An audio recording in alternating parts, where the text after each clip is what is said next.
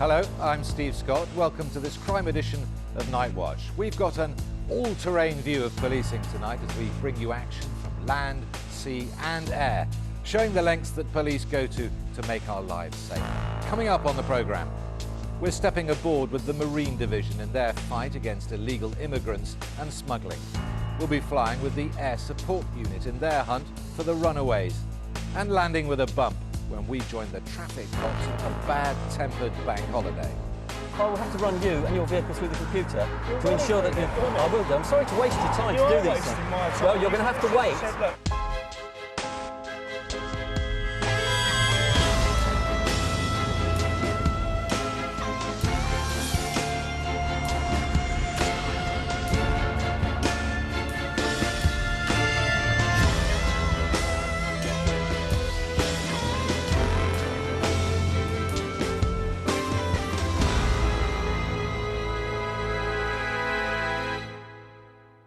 Although we're an island nation, how many of us landlubbers are aware of what goes on to protect our shores? Well, now we're going to find out, as we're about to get an insight into the work of the Police Marine Division, whose job it is to patrol more than 11,000 miles of coastline. Dan Strauss takes the helm.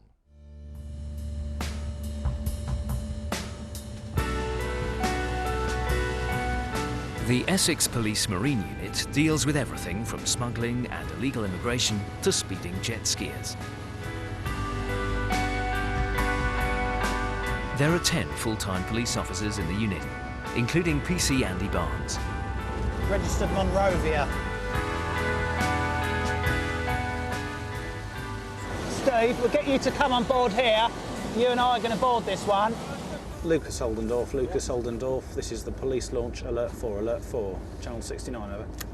This is Lucas Oldendorf, go ahead. Yeah, Lucas Oldendorf, this is the police launch, alert 4, good afternoon, sir. We're just off your starboard side at present. Would it be possible to board you if you can put a ladder down, over? Sir, I will do that, sir. On our starboard side, sir.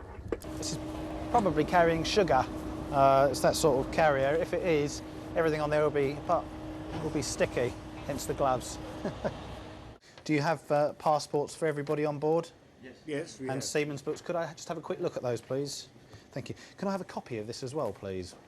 Yeah, okay. That's okay. very well organised. All right, steady as you go. We're expected to do everything that you would expect a police officer on land to do, but on the water.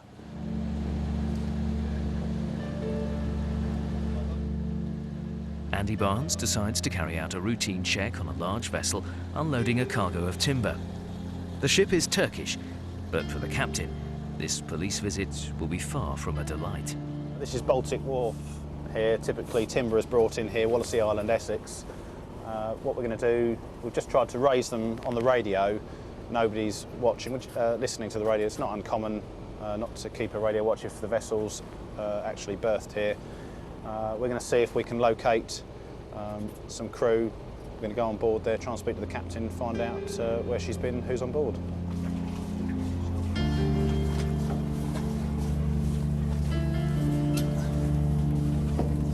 We were actually met by the captain on deck, and we asked to go up to his bridge so that we could just speak to him about crew and see their documents. Andy? Excellent. Do you have passports and books, seaman's books for everybody on board? Yeah. Could we have a look at those, please?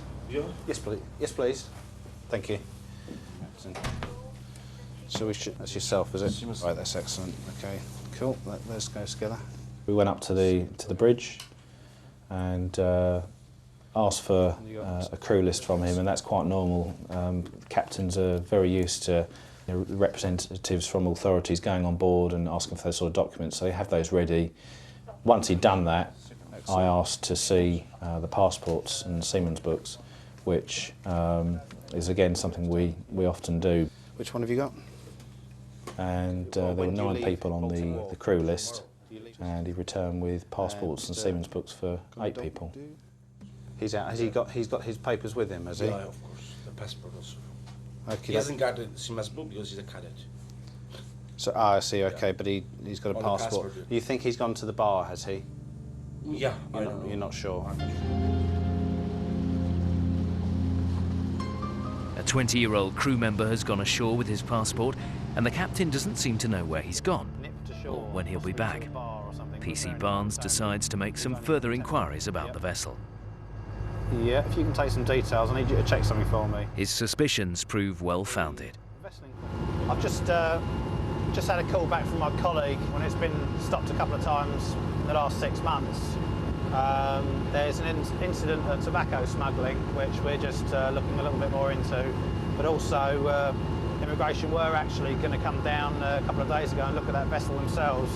They may well come down today or tomorrow morning. Now, there has been a history of desertion from that vessel, people illegally entering the country.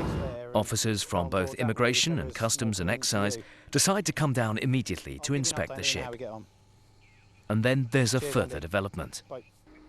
Yeah, we'll keep an eye on them. They were certainly, when we went there this morning, there wasn't too much timber left on board, so they must be getting to the end of it. So, but if they do leave, then we'll call you. That's interesting. The captain this morning told us that they weren't due to leave till tomorrow. Now, that may well be the case. But speaking to the chap from Immigration, he's been told by the agent that the vessel's due to leave tonight at 5 p.m.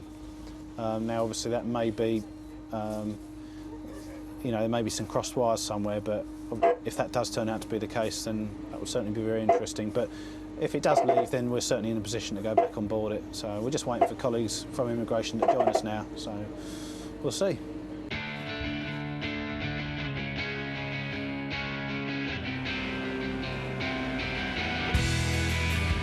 Meanwhile, the Essex Police Marine Unit carries out a major training exercise, which also involves the services of an RAF search and rescue seeking helicopter. A police officer pretends to suffer a heart attack out in the Blackwater, close to Bradwell Power Station. Hi, mate. All right, what's your name? What's the problem? What I want you to do is just sit up for me, all right? What we're going to do is just, the other boat's going to come along in a moment. We're just going to get some more stuff, pop some oxygen on you, make you feel better, all right? We take it seriously because the consequences of not being able to deal with an emergency at sea when you're 10 miles offshore in bad weather and somebody gets hurt, it's not a case of 999 and an ambulance will turn up next to you. You've got to deal with that casualty yourself. Can you just move a little bit further forward, please, Frank? The RAF helicopter arrives right on cue to airlift the casualty to hospital. Your height is good, to the deck, can move forward. A risky manoeuvre that requires enormous skill from everyone involved. Height is good, speed good. It's absolutely essential that that whoever is helming the boat keeps it on the course that the helicopter needs. Typically that'll be flying into the wind, keeping the vessel at a very steady speed, a very steady course, because it is a hazardous operation because you've got people dangling from bits of line. It'll be yourself going up first in the single strop, and it'll be myself and the casualty, okay? Once you get inside the door, let the radar do the work, he'll put you on board and talk you to the seat. It went well.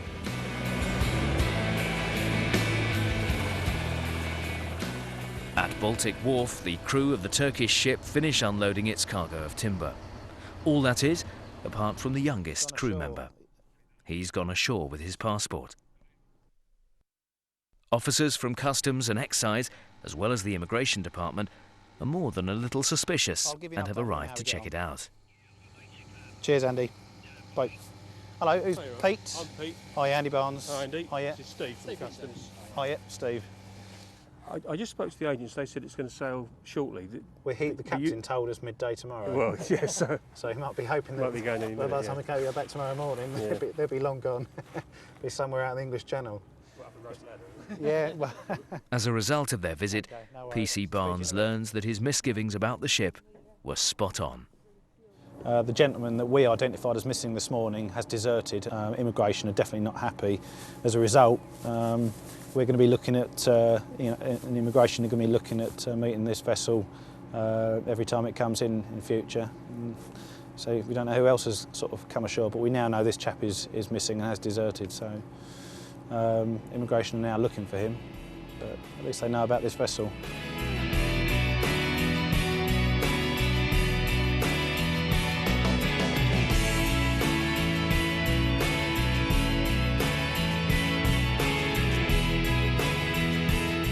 We want people coming into this country by boat to know that if they want to come in, there's every chance that they're going to be met by the Marine Unit, not only our Marine Unit but the Metropolitan Police Marine Unit as well at Wapping. And we may or we may not be armed, but it isn't certainly, gates aren't just open for people to come in unchecked.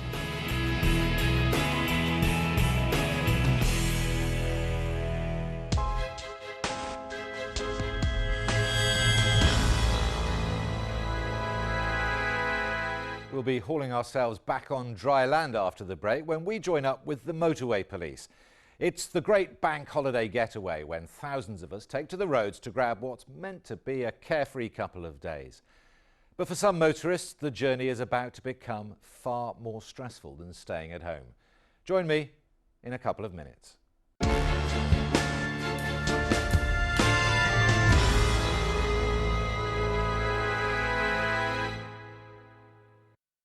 John Mercer's bosses are turning their backs on him. He set me up, putting his whole team in danger. He's back. Find him, identify him, and kill him. Your future is looking very brief. You better get out of there now.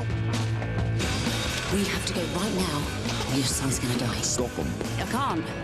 Don't do this! Neither can you. Still kill you! The Fixer, Tuesdays at 9 on ITV1.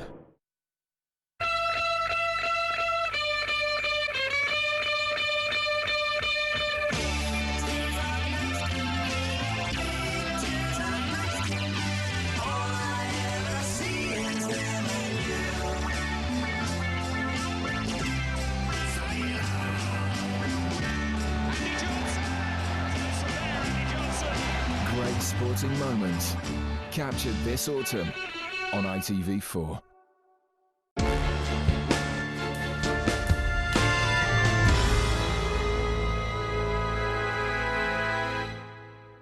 Hello again. Now, we all know the frustration of travelling on a bank holiday. Traffic jams, accidents, roadworks, the list goes on. But what happens when your journey gets disrupted by the long arm of the law? Well, let's see how high the temperature rises when one driver is pulled over by the motorway police. It's the Easter holiday, when a predicted 17 million cars will take to the road in Britain. OK, with Thursday afternoon and tomorrow is Good Friday, we've got the lead up to the Easter weekend. One of our concerns is obviously that a large number of people are going to be moving in vehicles using the motorways, either going to the Stansted Airport, which is where we're heading at the moment, northbound on the M11, or using the M25 for the Channel ports or the West Country. Driver no bell. Go a little bit further forward just to make sure. They've just spotted a driver who isn't wearing a seatbelt, so they signal to him to pull over into a lay-by. Afternoon. The reason we stopped you, you weren't wearing your seatbelt as we come past you. OK? Should be doing something a little bit more like nicking people who haven't got licences. I'm bagging out of order giving you a ticket for not wearing your seatbelt. No, I didn't think I was. You know you should wear your seatbelt. Why wasn't the camera crew wearing theirs? No, they were wearing theirs. No, they weren't. Oh, yeah, they were. No, they weren't. Because I see you as you pulled up at the side of me. And as you got out, he went round to see the front of it. You have 28 days in which to pay the £30 fine should you wish to do so. There's 3 ways of paying it. You can either send a cheque or a postal. No, I have to explain it to you. It did look at one point as if it was going to escalate into a form of standoff where he seemed to lose his cool and stormed off to his car. No. Let's be quite straight about this. You talk about burglars and stuff, I will have to run you and your vehicle through the computer to ensure that you... I will do. I'm sorry to waste your time to do these things. Well, you're going to have to wait. You weren't wearing the belt, fair enough. Yeah, I did, and I gave you a ticket for it. Give me a ticket, but now you're wasting time. No, you're talking about wasting time, not me. But I asked him to return, which he did, and I then tried to explain a bit further. He became, again, a little bit more touchy. 28 days in which to pay the £30 fine. You can pay it by cheque, postal order. Just back the motor back, mate, so he don't get out. Back the motor back.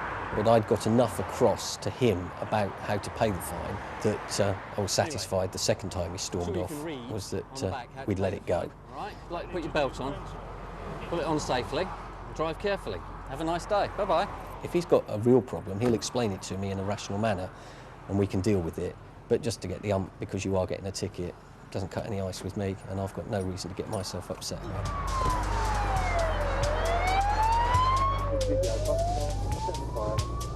Yeah, thank you. Within a few moments of getting back on the motorway, Al and Jeff are called to an incident where a van bonnet has accidentally opened and blown off into the carriageway, obstructing lane 3. Right, what we're doing now is we're occupying the centre of the road. We've got the rear lights on, we've got our hazard lights on. We're forcing vehicles behind us to slow down. There it is.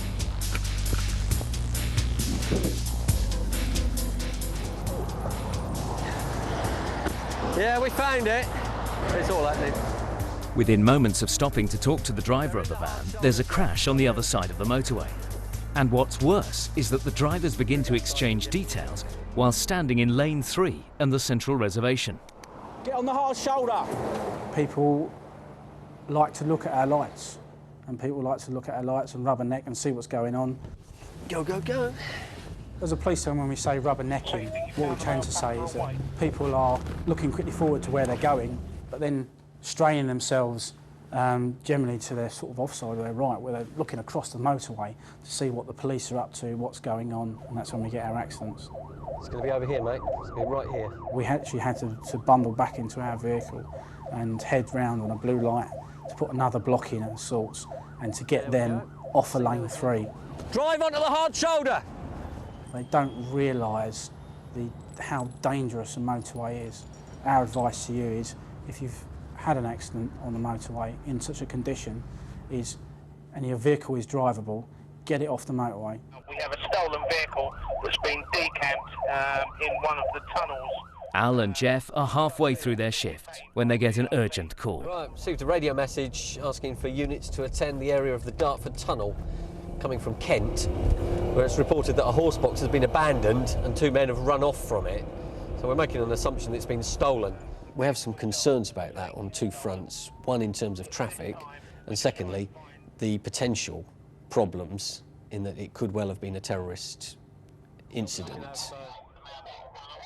Northbound queues quickly build on the Kent side of the river, while inside the empty tunnel, the Dartford River Crossing Patrol assist with the removal of the horse box.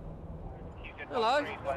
Al and Jeff arrive at the Essex rendezvous point and take the prisoner into custody. I'm arresting you on suspicion of theft of that vehicle, all right? I'll caution you, you don't have to say anything unless you wish to do so. It may harm you to defence if you're not mentioned now or later. Later he was bailed, but failed to appear and a warrant was issued for his arrest. Taking a short detour off the motorway, Al and Jeff make a surprise encounter with a speeding motorcycle. We're doing 70 miles an hour, he's doing 80. There's a 30-mile-an-hour speed limit here. We're approaching a roundabout, and he's pulling over. Good evening, sir. Is it your bike? It's not actually, it's borrowed. It's borrowed, is it? It is, yeah. Have you got insurance for it? I have, yeah. Yeah? Al requests a vehicle registration check, while Jeff confronts the rider about his rather skimpy clothing. Where's your levers? I don't remember the road. As a motorcyclist, it just stunned me. His levers, at the end of the day, will save your life. The rider failed to turn up at court, and having been found guilty in his absence, a warrant was issued for his arrest.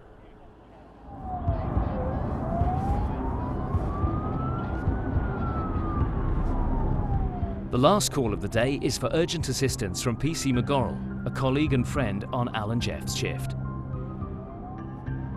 We all react the same way. When we turned out from here, other units turned out with us. It's not a question of I'm in an RE, and it is a question you just go. Simple as that, you go, and you get there as quick as possible. Urgent assistance call put up by a police officer means that he wants some help very, very quickly, and as much of it as possible.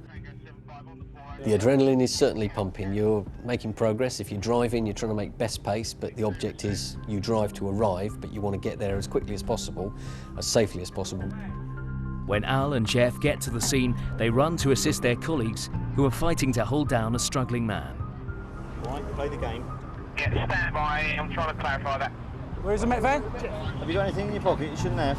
I was basically sitting on him without doing him any damage until a van arrived to take him away.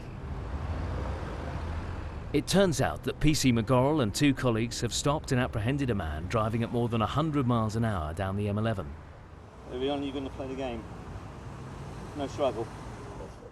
On stopping the car, the passenger makes a run for it, while the driver resists arrest and lashes out at the arresting officer.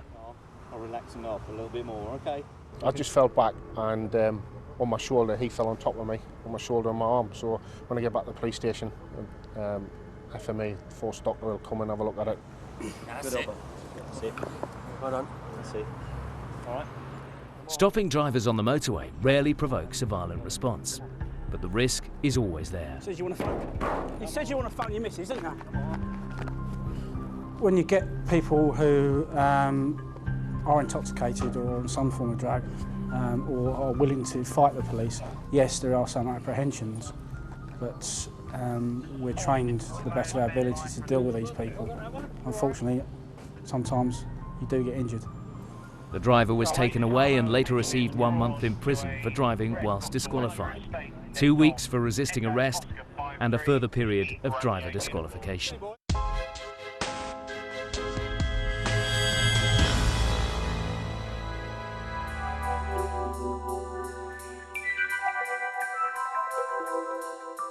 Terrington St John is a tiny Norfolk village just off the A17 between Kings Lynn and the border with Cambridgeshire. A rapid response car awaits tonight's team of police constables Jez Blamar and Mark Whitmore.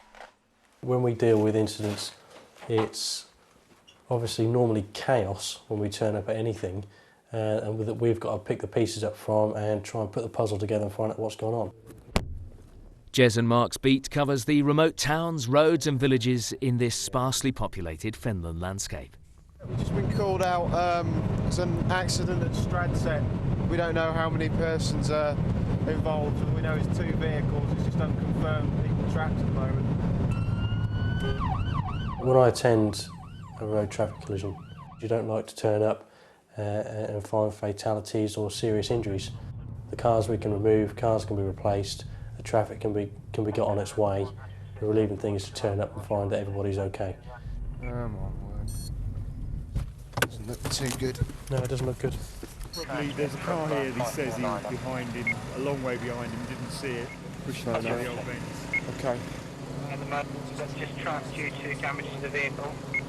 As we turn up, the vehicle's at the side of the road. It's on the correct side of the road, and it appears to have been travelling in the direction that it's facing. Only on investigating a little bit further when we were there, it appeared that the vehicle wasn't in fact travelling in that direction at all. It had come from the opposite direction, had gone into the ditch, flipped over and landed facing the direction it had just come from. Apparently that's the gentleman in the car's blood. Right, so he's telling us. What the fuck is going on the floor? No, on what? When we're at an accident and there are relatives on scene, they're obviously going to be very, very concerned about their relative who is injured. Yeah, receive. Confirm address again, please. We have to stay compassionate towards them, but at the same time not allow them to become involved in walking all over a scene or getting in the way of the ambulance service who are trying to treat them. Unknown if it's a serious injury or not. Couple of chaps in the cars as well, lucky to be alive. Back in the car, Jez and Mark get a Grade 1 emergency call to attend a domestic. An argument at a private address has got out of hand, and, fearing violence, someone has dialed 999. A domestic incident is quite common job to go to. Obviously, all vary in their outcomes. But on the initial incident, it sounds quite nasty. But we'll see when we get there. Sometimes the incidents can get quite horrendous. People can be injured quite severely. I've been to incidents where people have been stabbed. There's broken glass everywhere. There's children walking around with nothing on their feet with broken glass in their house. And these types of incidents, fortunately, don't happen as often. Yeah, it's this one. Yes, insurance held in the name of the mile. The biggest problem that we face, especially when we're working nights, is to actually find the addresses we need to get to. Signposts aren't on every road, numbers aren't on every house, houses aren't well lit, and it just sometimes makes it really difficult to find out where we're going. Yeah, that's all right. What's going on? What's been happening, sir? Unless there's anything ongoing when we get in there, confrontational-wise, we'll separate the parties and speak to them individually and then myself and Jez will converse together and find out exactly what we've got. Is that the only thing that's happened tonight? You haven't texted her at all? We had no offences disclosed to us that we needed to take any action on. However, we still need to obtain details about who's in the house, names of any children that may be there, and brief details of what had actually taken place. A second police car has arrived in case someone's arrested and needs to be transported to police cells. But there are no arrests, and things have quietened down. That's all okay in there. There's no assault or anything like that. Carrying some hurriedly collected possessions in a black plastic bag, a woman leaves the house for the waiting taxi. The incident has come to a conclusion. No, don't apologise. There's nothing to be sorry about. Just go and get your head down now for the night, all right?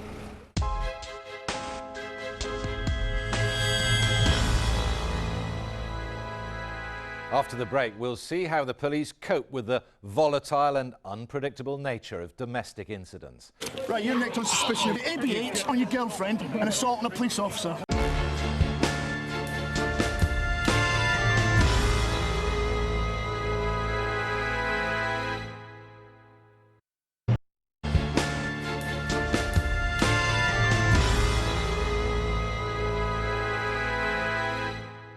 Welcome back to Nightwatch with me, Steve Scott, where we're looking at life through the eyes of Britain's police. Next, the focus is on domestic incidents. Some say there's a fine line between love and hate, but add an excess of alcohol and that delicate relationship all too often ends in a call to police to pick up the pieces. Yes, we've been given a grade 1 to attend a street up in North Lynn. Very basic details. It's some kind of domestic incident. All we know is something to do with a woman driving off in a car and a male lying underneath the car, or something like that. They arrive just as a woman who seems distressed is driving away. I'll leave you with it. I'll go and speak to him, Staffy. Can you turn the vehicle off for me, please? Yeah, This it is is. unbelievable. It is. Now get yourself home to your mum and dad. Stay there for a bit. We're going to get him to go around his mum and dad's for a little while, right out the way. Are any of these keys that I've took off there, any of these his?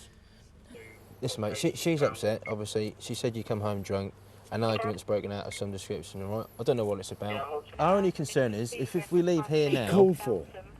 Someone called us, mate, we've got to come. Our only concern is, if we leave here, and you're both left here together, is something's going to kick off again. Me and her can sort it out with. Yeah, but not now, because you're pissed. I'm not. Yeah, You are, chap.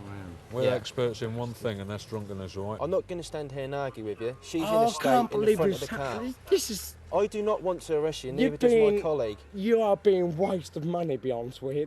If he comes back, keep your doors locked for a start. If he comes back, hit the 3 9s, right? It's been explained to him. I find domestics very hard to deal with. You're never right. You know, even when you're right, you're wrong. 28, this is the way life goes, is it? Right. I've given you lots of advice. It's the same advice, Advice? Paul. What advice To did you go give me? round your mum and dad's and stay there. Right. Now you are being nicked. Right. All I've done is walk. Section 5. Oh, Offensive conduct. Get him down, get him down. What are you doing? What have I done? Stand Stop, up, then. Stop. Bring him up. I got it. Right, these will go on at the front. I got it. Call We for gave you plenty of transport. chances to go, mate. Why didn't you do yourself a favour Delta and Mike go?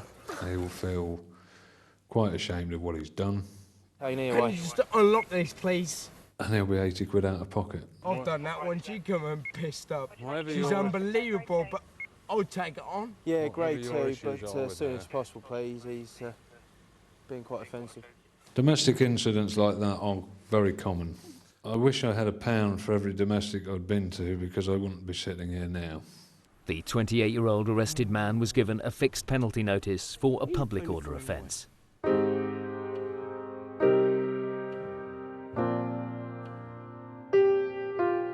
The following night is Saturday. PC Neil Wilson is on public order duty in the centre of King's Lynn. This is probably one of the most tense times of night. Later on in this street, we know that there's going to be a congregation of in excess of probably 2,000 people.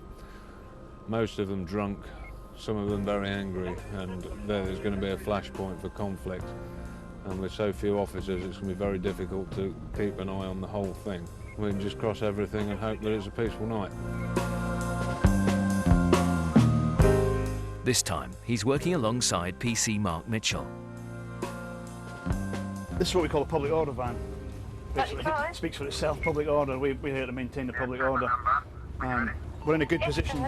Since just before Christmas, we've got what we call a dispersal order, which basically means that anybody in the town centre area of a defined map who we think is going to is causing or is likely to cause some sort of disorder, we can actually tell them to move on.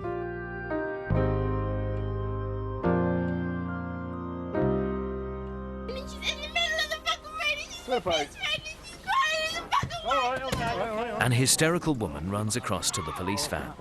I'm just saying, calm down. Apparently her friend has been assaulted and is lying in the middle of the road. Keep down. Right, okay. All right, but it's not helping. We don't know who he is. Is that him? Calm down, love. Calm down. Talk to me. Calm down. Calm down. If you calm down and talk to me, tell me rationally. And she actually identified her friend's boyfriend as the one who had actually assaulted the girl, and that he was actually kneeling next to her. Him in the stripe jumps. The boy that she's saying, the boy that she's leaning over is the one that hit her. You just step away, all right? I'm going to speak to you, all right? You are stepping. Step away. Right, you're nicked. You're nicked as well. Get down.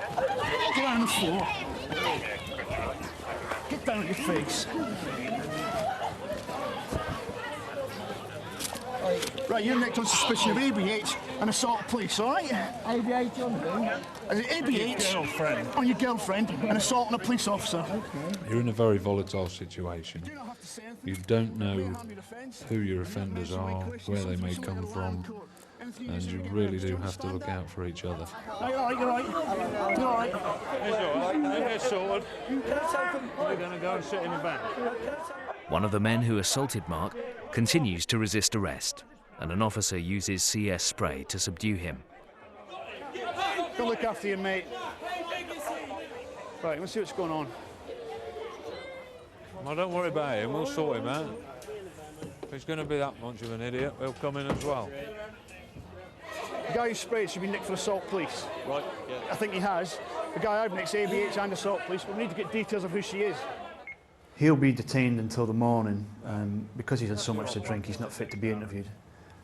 In the morning, once a statement's been taken from the victim, if she wishes to make a complaint, he'll be interviewed by the prisoner handling team who deal with all the personnel in custody. As things turned out, for the two men who were arrested, one was found guilty of resisting arrest and fined £300. The other was found guilty of 3 assaults on police and was bailed pending sentencing. But for Neil and Mark, there's the rest of the night. I like this doorway, best of all. This is our favourite doorway.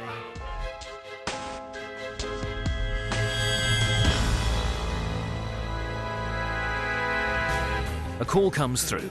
CCTV cameras have just captured an assault in the centre of Kings Lynn, and Neil and Alan race to the scene. Can you repeat the description of the male again, please? Currently with Oscar Delta 2 in the middle of the car park. Roger that. As we came on to the marketplace, we saw the dog handler was talking to a couple of people. Yes, I'm now heading towards the main Getting area. He's now walking away, but 2 of the males with him, one in a t-shirt, now approaching a white-coloured vehicle. They spot a man who fits the description of the man caught on film, but as soon as he spots them, he decides to make a run for it. He's off. He's doing one. Stop, stop, stop, stop, stop, stop. Go.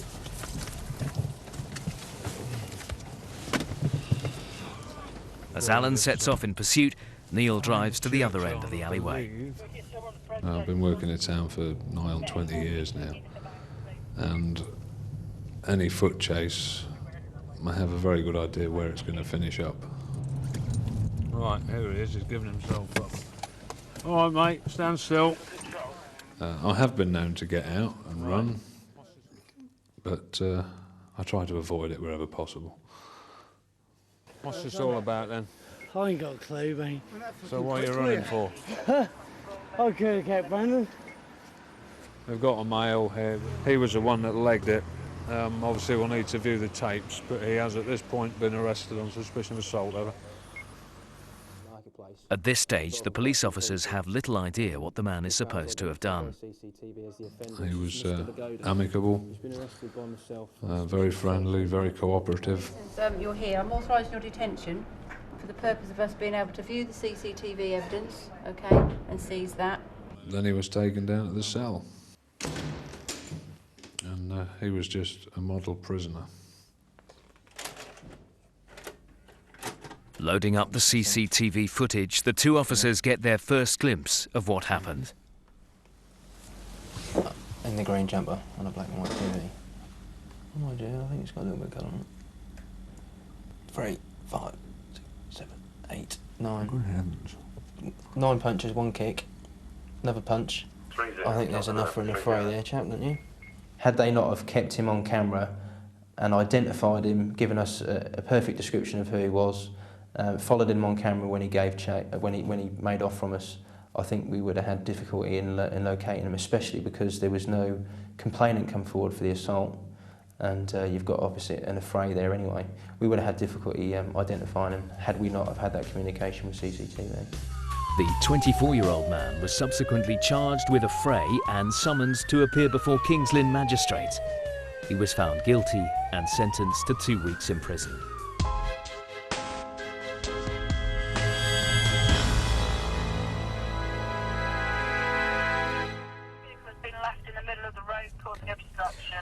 Delta Mike 2 Alpha. Yeah, we're Bexwell roundabout. We'll go. Report's just come in that there's a vehicle being abandoned in the middle of the road at Stradset Crossroads. The driver has been seen to get out of the vehicle and stagger away. We think he might be drunk in charge of that vehicle, so we're just going to go along there and see if we can locate him. When we turn up, our initial concerns are for the driver if he's in the road, and obviously the vehicle that is parked at the side of the road causing an obstruction. It's an unlit road. This vehicle's got no lights on. It's a hazard for an accident just waiting to happen. Yeah, 2 Alpha, we're currently with Mike 2 outside the Folgate Inn at the Stradset Crossroads. We've detained 1 male. It's difficult to reason with someone who's under the influence of alcohol. They're not necessarily going to listen to what you've got to say. No. Don't start. Listen to him. No, what a fucking... Quiet down. Quiet down. You find people can be quite abusive, obstructive, and it plays a big part, and it does sometimes cause problems. Calm yourself down. No, you're under arrest. The police still have to make a positive connection between the drunk man they've just arrested and the car abandoned in the road a short distance away. Do you want to go and check the keys? We'll go check the keys in the car. Have you got them?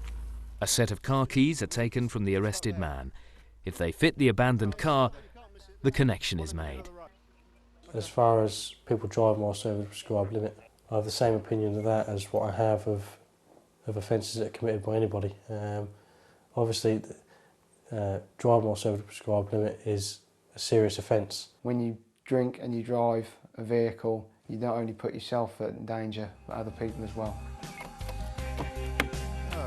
The keys fit, but the bad news is that the battery is flat. It means that the final event of Jez and Mark's night shift is pushing the abandoned car along the road to the pub car park, where it can remain out of harm's way.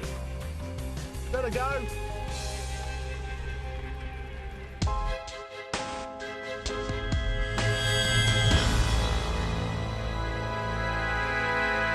We're going to take a short break now, but when we return, we'll be taking off with the Air Support Unit, who are under pressure to find 2 vulnerable people missing in rural Cambridgeshire. That's in a moment.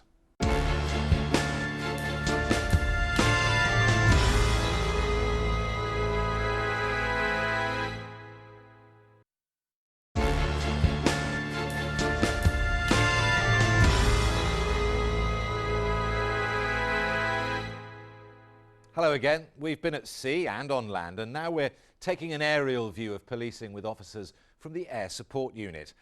The helicopter's first mission is a delicate one. A very vulnerable woman is missing in a rural part of the country. They need to find her, and soon.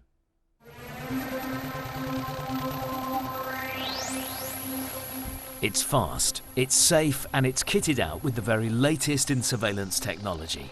It's the new helicopter in service with Cambridgeshire Constabulary. With a minimum crew of a pilot and 2 air observers, the MD 902 Explorer can expect to get airborne for upwards of 2,000 incidents a year. That's over 5 every day.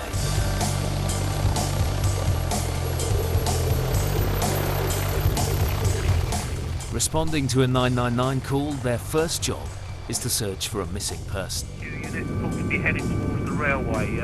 Trains have been put on caution. They came through at 16:18 hours over. Andy is the rear seat observer. It's his job to control the computer mapping system, monitor the cameras and communicate with his colleagues on the ground. We've got a digital downlink that we can transmit the pictures from the camera system from the aircraft whilst we're in flight down to our force control room. So the supervisors in the control room can actually see what the aircraft's looking at. We're searching for that missed pair. We're over the railway line at the moment. The missing person has a mental health condition and left behind a note saying they were going to commit suicide. Andy catches sight of someone walking quickly and on their own. There's a person walking down 2 o'clock low, Rob. Roger. Charlie 103, I don't think it'll be her. Charlie 104. Over the radio, ground control pass on details of a possible sighting. Yeah, VP, I've got an update. The Network Rail person sighted the female at the station at the half barrier level crossing over. Andy directs David where to fly and Simon to train the camera over the railway track. We've had a look at the railway crossing at Station Road. There's no trace. We're going to continue on down the line.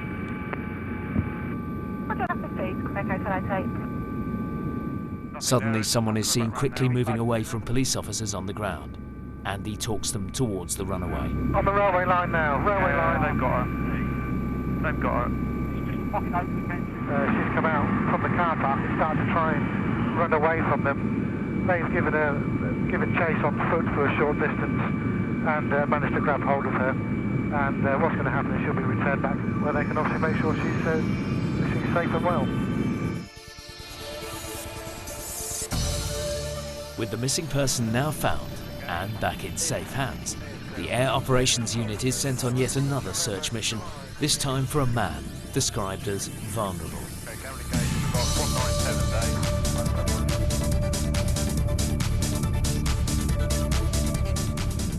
Yes, apparently Spock is going to be updating us every half an hour, so the last update they had was towards Amesbury. There'd been a domestic dispute between a husband and wife. The male had left the address rather irate. However, it was reported that he had received some injuries during the domestic dispute, and our concerns were that the nature of his injuries may have rendered him quite unwell whilst he was driving his vehicle. You go towards Little Granston. Okay. With the capability to search a large area very quickly, that's why we deployed on that task to assist the other mobiles that were already involved. Just go left, Andy. That vehicle there, that's not hot. The front wheels are hot. Front wheels are hot, yeah. But it's not. Rear near side doors open. Yeah. Having spotted a car matching the description of the one being driven by the missing man, the helicopter leaves the ground patrols to close in on the vehicle. The Air Operations Unit has another task, but first it must refuel. The new helicopter can fly for around 2 hours before having to refuel, almost doubling the flying time of the old aircraft.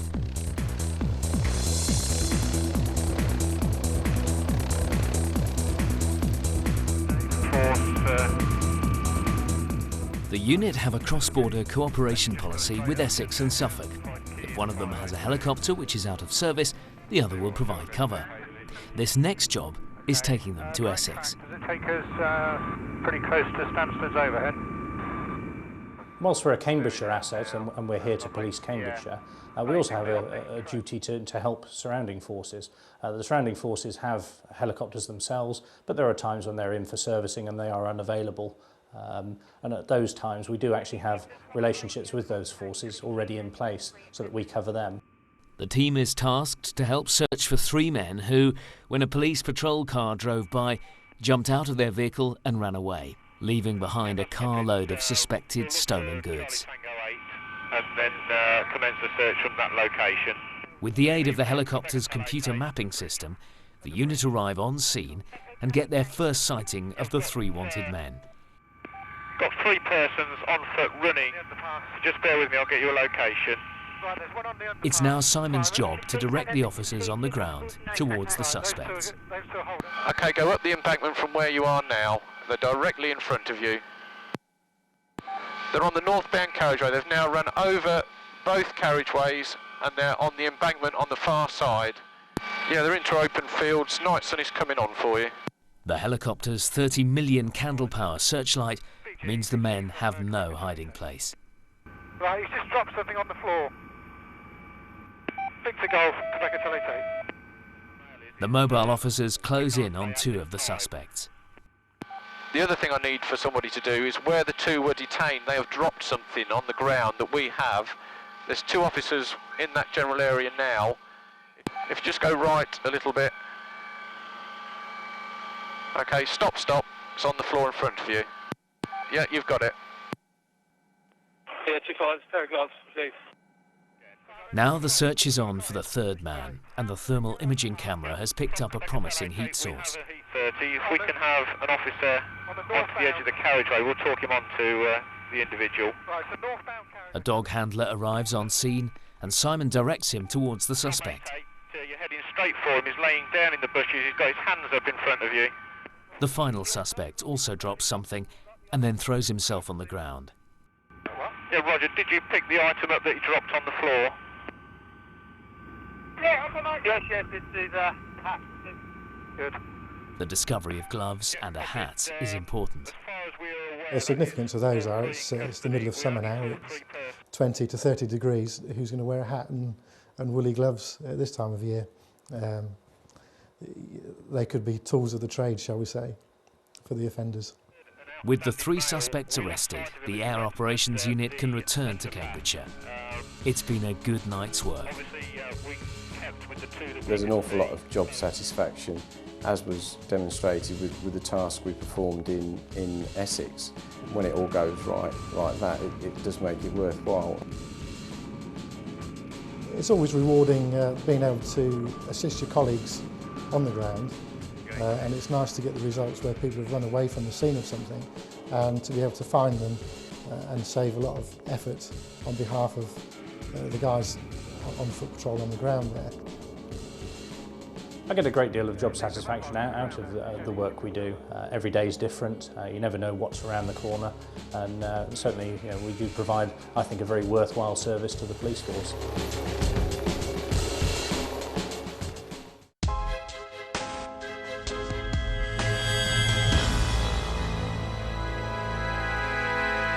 That's all from this edition of Nightwatch. Do join me again next time. Thanks for watching. Good night.